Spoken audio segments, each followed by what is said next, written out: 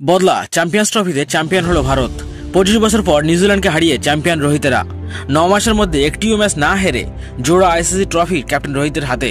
Final ম্যাচে সেরা হয়ে কি বললেন রোহিত শর্মা, হারের পর নিউজিল্যান্ড ক্যাপ্টেনই বা কি বললেন, জানতে হলে ভিডিওটি শেষ অবধি দেখুন। তবে আপনি যদি রোহিত শর্মাকে একজন লিডার মনে করেন তবে ভিডিওতে একটি লাইক করে দেবেন। ওয়েলকাম মাই ফ্রেন্ডস, আপনি দেখছেন বিএস স্পোর্টস ওয়ার্ল্ড, আর আমি আপনার বন্ধু ও হোস্ট। খেলাধুলা বিষয়ক সমস্ত খবরের জন্য আমাদের চ্যানেলটি সাবস্ক্রাইব করুন, কারণ খেলাধুলা বিষয়ে গুরুত্বপূর্ণ আপডেট আপনি এখানে পাবেন সবার আগে। চ্যাম্পিয়ন্স ট্রফি জিতল ভারত। রবিবার দুবাইয়ের মাঠে নিউজিল্যান্ডকে হারালো তারা। তবে যতটা সহজে জেতা উচিত ছিল তা হলো না।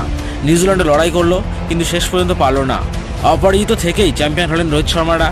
25 বছর আগে চ্যাম্পিয়ন্স ট্রফির ফাইনালে নিউজিল্যান্ডের কাছেই হারতে হয়েছিল সৌরভ গঙ্গোপাধ্যায়ের ভারতকে। সেই হারের বদলা নিলেন রোহিতেরা। গত বছর জুন মাসে টি-20 বিশ্বকাপ জিতেছিল ভারত। 9 মাসের মধ্যে অধিনায়ক হিসেবে আরও একটি আইসিসি ট্রফি জিতলেন রোহিত শর্মা। কোচ হিসেবে সফল গৌতম গম্ভীর। নিজের প্রথম আইসিসি ট্রফিতেই দলকে চ্যাম্পিয়ন করলেন তিনি। প্রথম ব্যাট করে নিউজিল্যান্ডের তোলা 251 রান ভারত চেস করলো 1 ওভার বাকি থাকতেই। ম্যাচের সর্বোচ্চ স্কোরার ক্যাপ্টেন রোহিত শর্মা 76 রানের ইনিংস খেলে দলকে সামনে থেকে নিতে দিয়ে আউট হলেও বাকি সকলেই দলগত পারফরমেন্স করে ম্যাচ জিতে নেয়। সাথে ভারতের 7 নম্বর আইসিসি ট্রফিও এসে যায় ক্যাবিনেটে।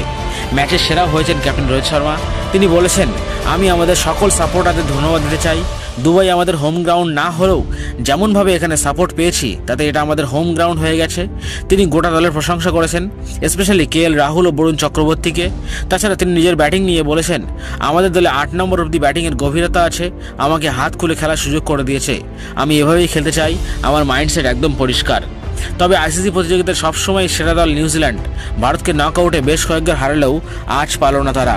হারের পর নিউজিল্যান্ড ক্যাপ্টেন স্যান্ডার বলেছেন, আমরা ভালো খেলেছি টুর্নামেন্টে, আর একটা ভালো দলের কাছে হেরেছি যারা চ্যাম্পিয়ন হয়েছে আজ। আমাদের দলের সকলেই ভালো খেলেছে, তবে আজ ভারতের 4 জন স্পিনার আউটস্ট্যান্ডিং বোলিং করেছে, আর রোহিতের ব্যাটিং আমাদেরকে গেম থেকে পিছনে করে দিয়েছে। রাচিনের প্লেয়ার অব দ্য টুর্নামেন্ট হওয়াতে খুশি হয়েছি, দলের সকলকেই ধন্যবাদ। তো বন্ধুরা, আজ ভারতের চ্যাম্পিয়ন হওয়ার পিছনে কোন কোন কারণ ছিল বলে আপনারা মনে করেন কমেন্ট করে জানান আমাদের। আর আমাদের ভিডিওগুলি ভালো লাগলে অবশ্যই লাইক ও শেয়ার করতে ভুলবেন না। We are the champions of champion. জয় হিন্দ।